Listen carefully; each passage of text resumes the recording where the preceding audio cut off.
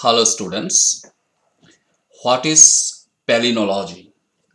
In definitions, it has been said that study of characteristics and structure of pollen grains is known as palynology. And this is the topic for today's class in your simplified biology.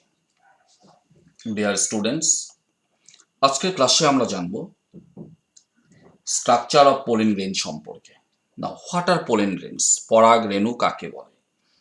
Pollen grains are haploid unicellular minute spores which are produced in large numbers inside the pollen sac or microsporangium of anther in flower by meiosis divisions of pollen mother cells. Actually, এই pollen grains গুলি কোথায় formation হয়? These are produced inside the anther of flower. This is the stamen, the male reproductive part of flower, and the slender filaments of each stamen এবং তার যেটা sole end terminal end, this is called the anther. এবং এই যেটা another, এই another actually দু ধরনের হয়, কিন্তু একটা হচ্ছে dithecous anther having two anther lobes, for example datura, এবং monothecous anther with a single lobe, example hibiscus. তো একটা ডাইথ্যাকাস অ্যান্থারকে যদি আমরা ক্রস সেকশন করি, তাহলে এর প্রত্যেকটা লোবের মধ্যে আমরা দুটা করে আমরা পোলেন স্যাক পাবো। এখানে তার ডিটেলস ডায়াগ্রাম দেখানো হয়েছে। This is the internal structures of a dithecous anther. এটা একটা লোব, এটা একটা lobe, and both the lobe remain connected by connectives. কারণ এমনিতেই আমরা যদি ধতুরা ফুলের যেটা অ্যান্থার সেটাকে নিয়ে যদি অল্প পরীক্ষা করি, তাহলেই দেখতে পারবো যে তার যেটা অ্যান্থার লোব দুটা যে আছে, মাঝখানে একটা ব্যান্ড আমরা পাচ্ছি। This band is called the connectives. It is sterile, এখান থেকে কোনো পোলেন গ্রেন ফর্মেশন হয় না। এনিওয়ে, তো ডাইথেকাস অ্যান্থার তার প্রত্যেকটা লোবে অ্যাকচুয়ালি দুটা করে কি থাকে, পোলেন স্যাক আর মাইক্রোস্পোরেঞ্জিয়াম। এই যে পোলেন স্যাক বা মাইক্রোস্পোরেঞ্জিয়াম আছে, এগুলির ভিতরেই থাকে ডিপ্লয়েড পোলেন মাদার সেলস। আর এই ডিপ্লয়েড পোলেন মাদার সেলসগুলিরই অ্যাকচুয়ালি কি হয়, মিওসিস ডিভিশন হয়, আর তার থেকেই তৈরি হয় হ্যাপ্লয়েড পোলেন গ্রেনস। আর অল্প আগে আমি বললাম যে এগুলিতে দু ধরনের হয়, একটা ডাইথ্যাকাস অ্যান্থার আর একটা কি মনোথ্যাকাস। মনোথ্যাকাস যেগুলি অ্যান্থার, এক্সাম্পল কি বললাম, that is hibiscus, China rose. Dithecous anther, তার ভিতরে চারটা করে পোলেন সেক্স থাকবে, আর যেগুলি মনোথ্যাকাস অ্যান্থার, তার ভিতরে দুটা করে পোলেন সেক্স থাকে। ঠিক আছে, তো এটা মনে রাখতে হবে। তাই আমি এখানে বলে দিচ্ছি যে pollen grains are actually produced by the diploid pollen mother cells by meiosis cell division. এবং এই ডিপ্লয়েড পোলেন মাদার সেলস কোথায় থাকে?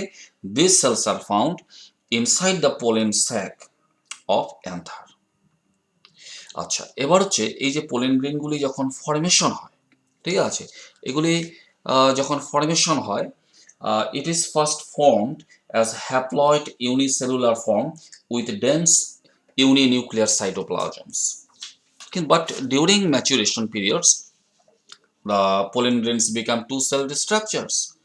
অর্থাৎ পোলেন গ্রেন যখন ফর্মেশন হয়, প্রথম অবস্থায় কিন্তু এটা কিন্তু সিঙ্গেল সেলড স্ট্রাকচার থাকে। ঠিক আছে, আমি অল্প আগে বললাম যে it is first formed as haploid unicellular form with dense uninuclear cytoplasm. প্রথম অবস্থায় আমরা পোলেন গ্রেনের ভিতরে আমরা ঘন সাইটোপ্লাজম এবং তার মধ্যে আমরা একটাই নিউক্লিয়াস পাচ্ছি, আর সেটা haploid nucleus. But during maturation period pollen grain become two celled structures. ভিতরে আমরা দুটা সেল পেয়ে থাকি। অ্যাকচুয়ালি এই দুটা সেলসের কি নাম? যেটা large size cells, this is called the vegetative cells or the tube cells, এটা তার নিউক্লিয়াস, হ্যাপ্লয়েড নিউক্লিয়াস। আর এই ভেজিটেটিভ সেলের যেটা সাইটোপ্লাজম, এই সাইটোপ্লাজমের মধ্যে ভেসে থাকা সেকেন্ড সেলটার নাম হচ্ছে জেনারেটিভ সেলস। এখন এই জেনারেটিভ সেলের কি কাজ? এই জেনারেটিভ সেলস অ্যাকচুয়ালি কি হয়, পরবর্তীতে এটার মাইটোসিস ডিভিশন হয়। পরবর্তীতে এটার মাইটোসিস ডিভিশন হবে, আর তার থেকে তৈরি হবে দুটা মেল গ্যামেটস। আর যেটা ভেজিটেটিভ সেলসের কি কাজ? অ্যাকচুয়ালি ভেজিটেটিভ সেলসের কাজ হচ্ছে যে পোলেন গ্রেন যখন জার্মিনেট করে, ঠিক আছে, এই পোলেন গ্রেনের তো পলিনেশন হবে, তো এটা ফুলের অ্যান্থার থেকে এটা গিয়ে পড়বে কোথায়? স্টিগমাতে গিয়ে পড়বে। যখন এটা স্টিগমাতে গিয়ে পড়ে, তখন এই পোলেন গ্রেন পোলেন গ্রেনের জার্মিনেশন হয়, এরা জার্মিনেট করে যায়। জার্মিনেট করলে কি হয়, পোলেন গ্রেন থেকে কি বের হয়, এরকম টিউবস বের হয়ে আসে, পোলেন টিউবস। ঠিক আছে, তো এখন এই পোলেন টিউবটা কি দিয়ে তৈরি হয়, এই যে ভেজিটেটিভ সেলস যেটা আমি অল্প আগে বললাম এখানে, এই ভেজিটেটিভ সেলটাই অ্যাকচুয়ালি এই টিউবটাকে কি করে, লম্বা করে দেয়। ঠিক আছে, তো পোলেন টিউবটার যেটা, পোলেন টিউবের যেটা এক্সটেনশন, পোলেন টিউবটা যে ধীরে ধীরে লম্বা হতে থাকে, ঠিক আছে, সেটা কিন্তু এই ভেজিটেটিভ সেলসের জন্যই হয়ে থাকে। আর এই পোলেন টিউব অ্যাকচুয়ালি কি ক্যারি করে, pollen tube actually carry two mail gametes. এখন এই পোলেন টিউবের ভিতরে মেল গ্যামেট আসে কোথার থেকে, সেটাও আপু আগে আমি বলে দিলাম, যে পোলেন গ্রেনের ভিতর যেটা জেনারেটিভ সেলস, যেটা ভেজিটেটিভ সেলের সাইটোপ্লাজমের মধ্যে এটা ভেসে থাকে। ঠিক আছে, এই জেনারেটিভ সেলটাই পরবর্তীতে ভাগ হয়, এটারই মাইটোসিস ডিভিশন হয়, যার ফলে সেলটা ভাগ হয়ে দুটা মেল গ্যামেটসে পরিণত হয়। আর এই মেল গ্যামেটস কার মধ্যে দিয়ে পাস হয়, পোলেন টিউবস। আর এই পোলেন টিউবটাকে কে ফরমেশন করছে, ভেজিটেটিভ সেল। কাজে ভেজিটেটিভ সেলটাই পোলেন টিউব বা পরাগ নলী হিসাবে লম্বা হয়ে বের হয়ে যায়, বের হতে থাকে, লম্বা হতে থাকে, আর তার মধ্য দিয়ে এই মেল গ্যামেটস কি হবে, পাস হবে। ঠিক আছে, যাই হোক, এবার আহ, এবার আমরা চলে আসি অ্যাকচুয়ালি পোলেন গ্রেইনের যেটা স্ট্রাকচার সম্পর্কে। পোলেন গ্রেইন রিমেইন কভার্ড, ভিতরটা তো আমরা বুঝতেই পেরেছি যে একটা mature pollen grain actually two cell structure, সেটা তো আমাদের হয়ে গেল। এবার আমরা আসছি যে পোলেন গ্রেইনের চারদিকে কিছু ওয়াল লেয়ার থাকে, অ্যাকচুয়ালি প্রোটেক্টিভ ওয়াল লেয়ার থাকে। The each pollen grain remain covered by two major wall layers, collectively called as sporoderm. The inner wall layer is called the intine. It is very thin, delicate, and smooth high, and it is generally made up of cellulose and pectin. Some enzymatic proteins, কিছু enzymatic protein may also presence in the intine. আর এর বাইরের যেটা wall layer, the outermost wall layer of the pollen grain is called the exine. এই যেটা exine, ঠিক আছে, it is made up of highly resistant biochemicals call the sporopollenin. Chemically, it is related to cutin and suberin and formed by oxidative polymerizations of carotenoids. And sporopollenin যেটা দিয়ে এই এক্সাইনটা তৈরি, ঠিক আছে, কারণ অল্প আগে বললাম যে পরাগ রেণুগুলি অ্যাকচুয়ালি দুটা, পরাগ রেণুর দুটা কি থাকে, দুটা ওয়াল লেয়ার থাকে। The inner wall layer is known as intine and the outer wall layer, outer thick wall layer is known as the exine. এবং ইনটাইন আর এক্সাইনটাকে একসঙ্গে কি বলা হয়, স্পোরোডাম। আর এই যে আমি বলছিলাম যে স্পোরোপলিনিন যেটা দিয়ে এক্সাইনটা তৈরি, is one of the most resistant organic substance. It is not affected by high temperature, strong acids or alkali, even no enzyme can degrade it. যার জন্য মিলিয়ন্স বছর আগে যেগুলি প্লান্টস ছিল, তার যে ফসিলস, সেই ফসিলসের মধ্যে এখনো আমরা তার পরাগ রেণুগুলিকে আমরা সুরক্ষিত অবস্থায় পাচ্ছি, ইন মাইক্রোফসিলস অবস্থাতে আমরা পাচ্ছি। আর এটা এই জন্যই পাচ্ছি কারণ এই এক্সাইন যেটা আছে, it is really most resistant organic substance, যেটা সহজে নষ্ট হয় না। এনিওয়ে, এক্সাইন যেটা আছে, এক্সাইন সারফেসটা may be smooth, pitted, reticulate or spiny etcetera. বিশেষ করে যেটা ইনসেক্ট পলিনেটেড যেগুলি ফ্লাওয়ার, অর্থাৎ অ্যান্টোমোফিলাস ফ্লাওয়ার, সেক্ষেত্রে এক্সাইনটার সারফেস কিন্তু এরকম স্পাইনি হয়, যাতে এটা অতি সহজে ইনসেক্টসের গায়ে আটকে যেতে পারে।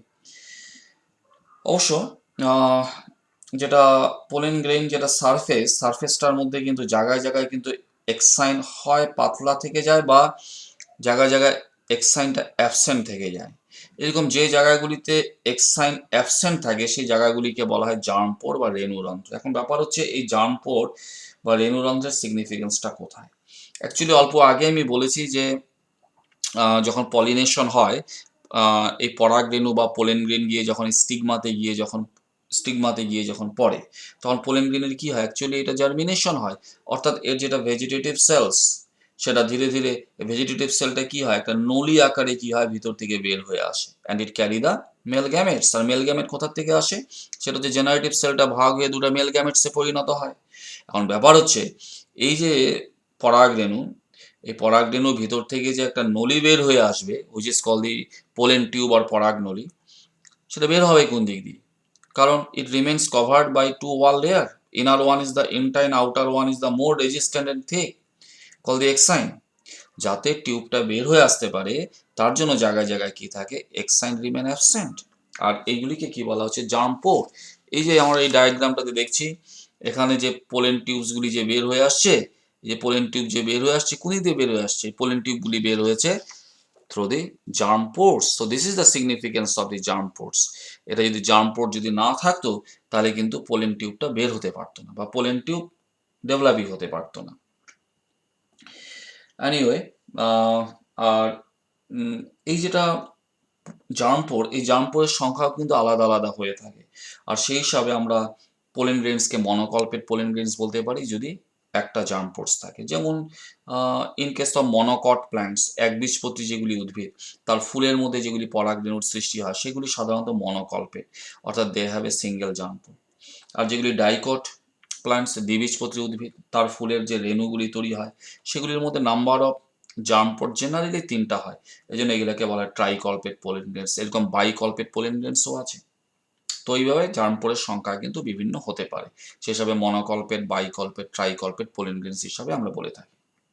আর সিগনিফিকেন্স তো বুঝতে পারলে যে জার্ম পোরটা কেন কেন জায়গায় জায়গায় এক্সাইনটা অ্যাবসেন্ট রয়ে গেছে। জায়গায় জায়গায় যদি এক্সাইন যদি অ্যাবসেন্ট না থাকতো, তাহলে পোলেন টিউব ডেভেলপ হতে পারতো না। ঠিক আছে, কারণ এই ভেজিটেটিভ সেলটাই তো অ্যাকচুয়ালি পোলেন টিউবটাকে ফরমেশন করবে, সেটা ডেভেলপই হতে পারতো না, কারণ পোলেন গ্রেনটাকে চারদিক থেকে ঘিরে রাখছে কি highly resistance and very thick wall layer call the exine. আর ভিতরেরটা হচ্ছে ইনটাইন, কালেকটিভলি কল্ড স্পোরোডাম।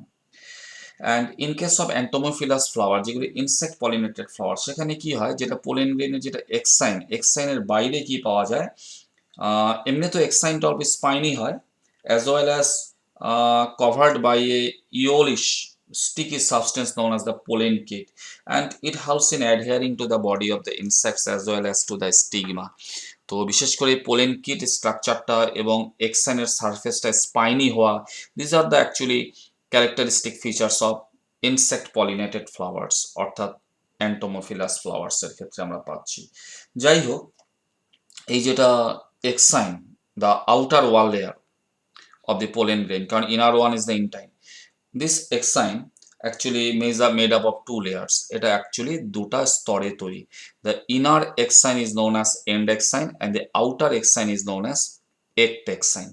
এই যেটা outer exine, ect exine, it is further differentiated into three layers. এটা আবার তিনটা স্তরে তৈরি। The innermost ect exine is known as foot layer.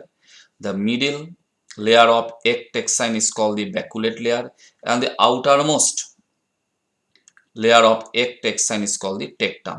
এই যেটা টেকটাম আছে, এই টেকটামের মধ্যেই আমরা বিভিন্ন কি পাই, স্পাইনি গ্রোথস পাচ্ছি, বা রেটিকুলেট স্কাল্পচার্স আমরা এখানে পেয়ে থাকি। আর ভিতরের যেটা এন্ড এক্সাইন, এটা স্মুথ হয়, ডেলিকেট হয়, which remains connected with the attached with the intine. আবার আবার কিছু ওয়ার্কার্স আছে actually the defined shades the exines into outer sexine and inner nexine. এভাবেও অনেকে এটাকে ভাগ করেছে। আমরা যেমন অল্প আগে এটা দেখলাম যে এক্সাইনটাকে অ্যাকচুয়ালি দুটা স্তরে ভাগ করা হয়েছে, inner endexine, outer ectexine. আবার একটেক্সাইনটাকে আবার ভাগ করা হয়েছে তিনটা স্তরে, inner foot layer, middle baculate layer, outer tectum. ঠিক তেমনি আরও কিছু অন্যান্য এক্সপার্টস বা ওয়ার্কার্স যারা আছে, তারা আবার এক্সাইনটাকে ভাগ করেছে outer sexine and the inner নেক্সাইন।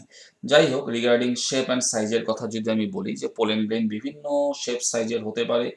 এগুলি রাউন্ডেড হতে পারে, ওভাল হতে পারে, পিরামিড শেপের হতে পারে। যেমন জবা ফুলের যেটা পোলেন গ্রেন, হ্যাঁ, সেটা কি হয়, সেটা রাউন্ড শেপড হয় আর সেটা স্পাইনি হয়। ঠিক আছে, আর এর উপরে কি আছে, পোলেন কিটস আছে, ইয়োলিশ কালারের যেটা স্টিকি সাবস্টেন্স আছে, যার জন্য they appears as yellow in colours, যেটা হিবিস্কাস, চায়না রোজের যেগুলি পোলেন গ্রেন, সেগুলি রাউন্ডেড শেপের হয়।